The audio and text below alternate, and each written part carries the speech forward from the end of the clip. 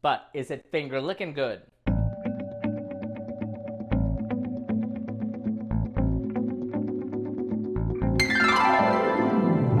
Welcome back to Cliffieland and our occasional USA to Z series. We're up to week number 20 and the state of Kentucky. Now, Kentucky is located in the center of the United States. It's kind of a border state. It's very southern in most of its traditions, though it has some influence from the Midwestern. And a lot of the dishes from Kentucky are really pretty much southern dishes, with the exception of maybe being a lot of things involving bourbon, since that's where bourbon comes from in Kentucky. The one thing that Kentucky is probably best known for, you probably already guessed it, is Kentucky Fried Chicken. That's a fast food dish. It was known for its secret recipe of 11 herbs and spices, and a few years ago somebody claimed to have found the original recipe somewhere. People have discussed this back and forth online. They thought they decoded it. We kind of took one of those. Now, if we're doing this really the way they do it, it would also involve a pressure cooker, because that's what gives it that extra special something. We don't have that.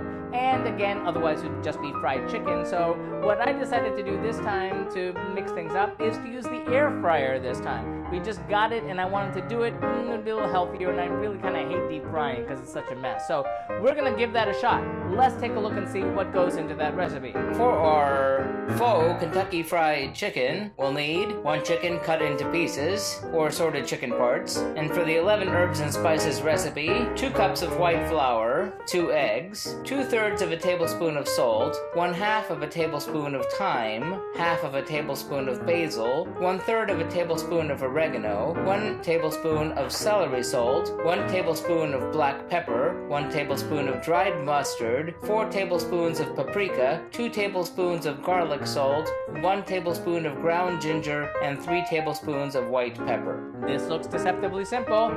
Let's get cooking. Into a large bowl, place the flour and add the salt, thyme, basil, oregano, celery salt, black pepper, dried mustard, paprika, garlic salt, ground ginger, and the white pepper, and whisk it together until combined, and set that aside. Then into a large bowl, crack the 2 eggs, beat the eggs, and then dip the chicken parts into the eggs, and then into the flour and spices mixture, and place each one on a baking tray. Then place the chicken parts into an air fryer and cook at 350 degrees Fahrenheit for at least 30 minutes, turning the pieces over when halfway done. Serve when the parts reach a safe internal temperature with a meat thermometer.